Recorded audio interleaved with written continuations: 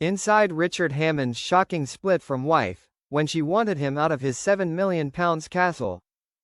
In the peaceful countryside of Gloucestershire, surrounded by rolling hills and green fields, stands a £7 million mansion, the home of legendary Top Gear and the Grand Tour presenter Richard Hammond and his wife, Mindy, for more than a decade.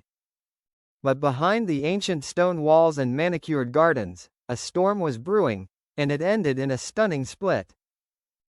From love to fall, Richard and Mindy were once the epitome of a celebrity couple living happily away from the hustle and bustle of showbiz. They raised their 2 daughters in privacy, surrounded by the wilds and the ancient grounds of the castle. But according to close friends, it was this once paradise that eventually led to the breakdown of their marriage.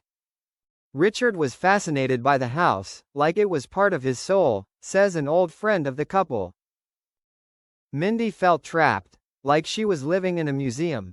While Richard was absorbed in restoring every stone and every antique, Mindy, a former journalist who longed to connect with the outside world, felt lonely in a space that was too quiet, too isolated. The fateful conversation. Last summer, after a garden party with a few close friends, Mindy pulled Richard out into the back garden, where they had made their promise years ago. She looked at him, her eyes no longer sparkling, but instead filled with weariness. "I don't want to live here anymore, Rich," she said, her voice soft but firm. "I want a smaller house, closer to London. I want to go back to work, reconnect with myself." Richard stood there, stunned. For him, the castle was more than a place to live, it was a dream come true. A refuge from near-fatal accidents, a life project. A memory with his daughter, a home for everything he loved. "We can't leave this place," he whispered. "It's home, but it's not your home anymore," Mindy replied.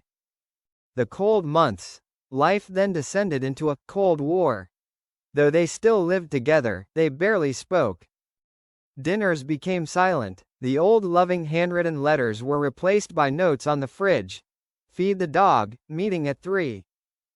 Their daughters, Isabella and Willow, sensed it. And when they both started asking, "Are you okay?" Richard knew things couldn't go on like this. That winter, Mindy moved into a small apartment in Notting Hill. Richard remained in the castle, determined to hold on to his memories. But the vast house now echoed only with the wind and the sound of lost footsteps. A hard choice. In February, the media began to buzz when Mindy appeared alone at events, without Richard by her side. Rumors abounded, but no one knew for sure what was going on, until a handwritten letter from Richard leaked. In the letter, he wrote, "I used to think that keeping you at all costs was the right thing to do. But then I realized, love is not a castle, no matter how old or beautiful it is. Love is when you set someone free, even if it breaks your heart." The letter caused a stir in public opinion, but at the same time brought deep sympathy from fans. They saw not just a TV star, but a man learning to let go. An open end. In early April, Richard confirmed in a short YouTube video that he and Mindy had officially separated. No tears, no criticism, just words of gratitude for the wonderful years and wishes for the future. Surprisingly, instead of continuing to live alone in the castle, Richard decided to sell it. All proceeds will be split equally, with a portion going to a brain injury charity, something he suffered after a plane crash in 2006. He moved to a smaller house near the Lake District, where he says he could start over and learn to live alone. Number 1 expected Richard Hammond, the man who drove supercars at insane speeds, who stuck with things to the end, to be the first to let go. But perhaps, in a life full of noise and constant acceleration, he has learned the hardest lesson. Sometimes, love means letting someone go, even if it means walking away from the home that was once the whole world. After the breakup, when one leaves, one stays. After leaving her old castle, Mindy Hammond lives in a loft apartment in Notting Hill, where cobblestone streets and quaint cafes have become an integral part of her new life. The heavy silence of Gloucestershire is replaced by the bustling sounds of the city, and a freedom she has long lost.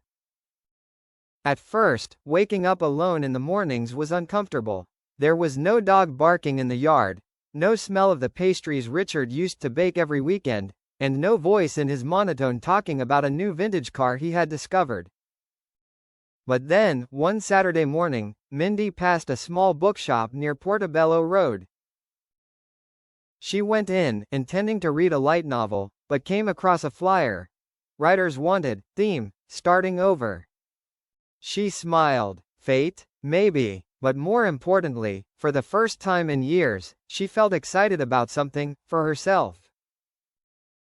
Richard and the Car That Won't Start. Meanwhile, Richard Hammond, now living in a small wooden house by a lake in the Lake District, tries to fill his days with work, as he always has. He's rebuilt a small garage behind his house, calling it the Quiet Garage, where he restores old vintage cars by hand, without the pressure of filming, scripts or deadlines. Just soft rock music, the smell of engine oil and him, alone. But even though the car is running, his heart is not. One rainy afternoon, he sits looking out at the lake, a glass of whiskey in his hand, his 1965 Morris Minor sitting quietly in the garage. He remembers the first time he took Mindy to see the castle. She laughed out loud, "It's like a fairy tale." And he knew he had conquered the world when he had that smile. But then, he turned that castle into his own fortress. And she gradually became a guest in her husband's world. The unsent letter. Mindy wrote a lot, so much that she began to think, have I always been a writer, just too busy to realize it? One night, after finishing a post for her new blog, The Midlife Restart, she turned the page and wrote a letter. To Richard, dearest, some days I look out the window and wonder, are you looking at the same sky? Even though we're apart, I'll never forget how loved I felt when I was with you, on the best of days. I don't expect you to understand right away why I left, but I hope that one day, you'll forgive me. Not because I did something wrong, but because I chose to be myself. I was a part of your journey. Now, I hope you'll write a new chapter, not to forget me, but to remember that you deserve happiness, even when I'm not by your side. Mindy, she didn't send that letter. But it marked something important. She forgave him, and herself. Unannounced reunion.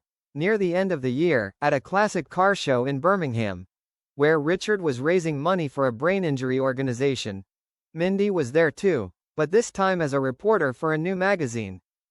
They saw each other in the crowd. No one said anything right away. Just a slight nod, a silent look, but enough to replace 1,000 apologies. Afterwards, they had coffee together. Not to reconnect, but to close an old chapter.